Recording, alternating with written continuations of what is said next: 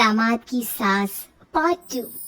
अब तक आपने सुना कि कावेरी जी अपनी तीनों बेटियों ईशा, मोहिनी और सुहाना की शादी 3 घर जमाई लड़कों के साथ करवा देती है।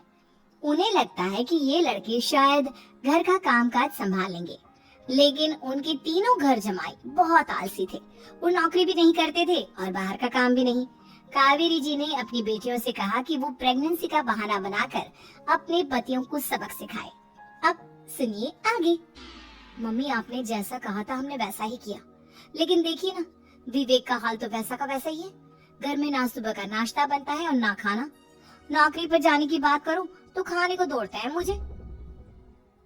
हाँ मम्मी, मैंने भी सुमित को कितनी बार कहा कि अगर नौकरी नहीं करनी तो कोई छोटी सी दुकान ही खोल लो। घर का खर्चा कैसे चलेगा? देखो दोपहर के 12 बजने आए और जनाब अभी तक सो रहे हैं। हाँ मम्मी, ईशा और सुहाना ठीक कहती हैं। अविनाश का भी यही हाल है। जब मैंने अपनी प्रेगनेंसी के बारे में कहा तो मुझसे कहने लगा, अरे दूसरी लड़कियां तो 9-9 महीने तक नौकरी करती है, बस डिलीवरी के टाइम छुट्टी लेती है। मोहिनी, तुम भी नौकरी करो।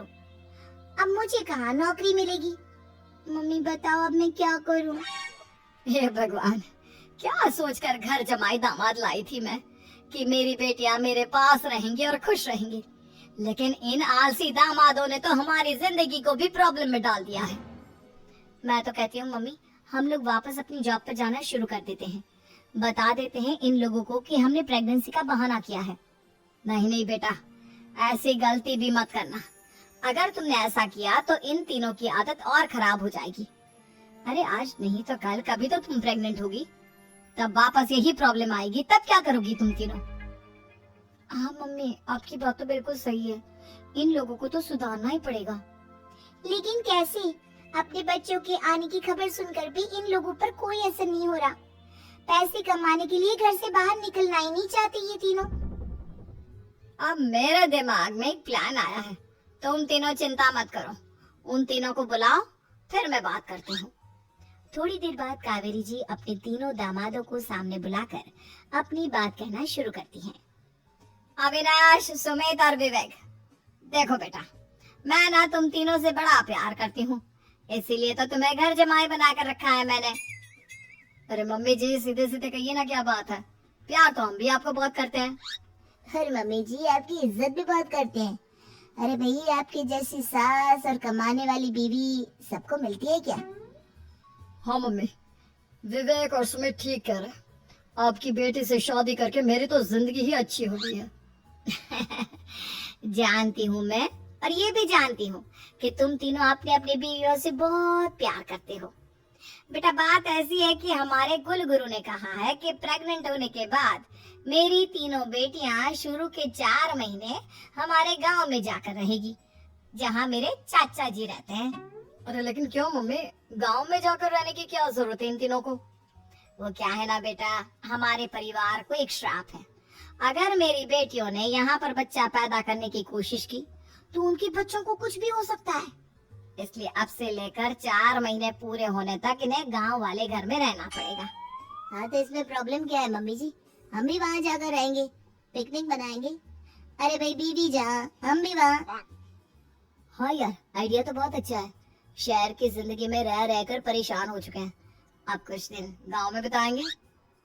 तुम लोग समझने की कोशिश क्यों नहीं करते? तुम में से कोई भी वहाँ नहीं जा सकता, और मैं यहाँ रहूंगी ना तुम तीनों के साथ। 4 महीने की तो बात है, उसके बाद ये तीनों ही लौट कर आ जाएंगी। ठीक है मम्मी जी, अब हमारे बच्चों का सवाल है तो ये तो करना ही पड़ेगा। कावेरी अपनी तीनों बेटियों को कुछ दिन के लिए घर से बाहर कहीं दूसरे शहर में रहने के लिए भेज देती है। कुछ दिनों के बाद, अरे मम्मी जी, बहुत दिन से पिज्जा नहीं खाया, मंगवाइए ना। क्या बताऊं बेटा, पहले तो बेटियां खर्चा दे देती थी क्योंकि उनकी नौकरी थी, लेकिन अब तो मेरे पास पैसे ही नहीं बचे। थोड़े बहुत पैसे हैं जो बच्चों की डिलीवरी में काम आएंगे। लेकिन मम्मी जी, आपकी बेटियों को वापस आने में तो अभी बहुत वक्त बाकी है। वही सोच सोच कर परेशान हो रही हूँ। सोच रही हूँ कल से दूध भी बंद करवा देती हूँ।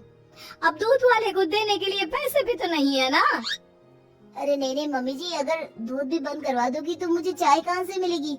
और चाय के बिना मैं तो मर ही जाऊंगा। क्या करूँ बेटा, इसके अलावा हमारे पास कोई ऑप्शन नहीं है।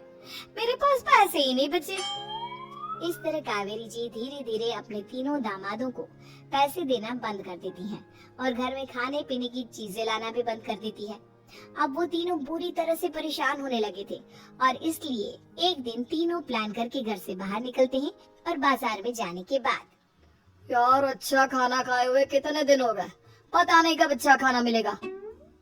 हमारी बीवियों के जाने के बाद तो हमारी हालत भिखारियों जैसी हो गई है यार। कुछ भी हो, मुझे तो आज पिज्जा खाना ही खाना है।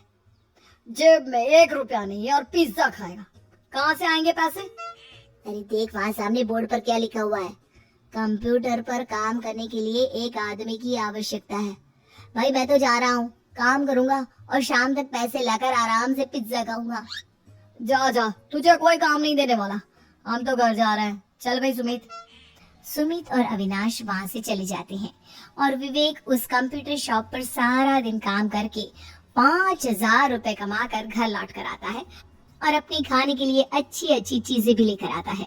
ये देखकर विवेक और सुमित के दिल में भी कुछ पैसे कमाने की इच्छा जागती है। अरे सुबह सुबह कहाँ चल दिए तुम? मम्मी जी एक बहुत अच्छी जगह मिली है, कंप्यूटर पर काम करने के 5,000 मिले थे कल मुझे। अगर रोज काम करूँगा तो पूरे 40,000 की तनख्वाह। अरे वाह, ये तो बहुत अच्छी बात है दामाद जी, आपको जाना ही चाहिए। सुमित और अविनाश विवेक को इस तरह तरक्की करते देखकर परेशान हो जाते हैं और वो दोनों भी काम की तलाश में निकल पड़ते हैं। धीरे धीरे उन दोनों को भी काम मिल जाता है। अब कावेरी के तीनों दामाद छोटी मोटी नौकरी करके अच्छा पैसा कमाने लगे थे। एक दिन कावेरी उन्हें अपने पास बुलाती है। अरे वाह, विवेक 40,000 कमा लेता है, अविनाश 60,000 और सुमित तुम भी 40,000 के आसपास कमा ही लेते हो। कुल मिलाकर तुम अच्छे खासे पैसे कमा रहे हो बेटा। हाँ मम्मी जी, बहुत मजा आता है जब महीने के एंड में मोटी रकम हाथ में आती है। पूछिए मत मम्मी जी, घर में रहकर रोटी बना बना कर और तो जैसा महसूस होने लगा था मुझे तो। हाँ बेटा, तुम तीनों की बात तो बिल्कुल ठीक है और जानते हो अब तुम तीनों की पत्नियां भी वापस लौट कर आने वाली है।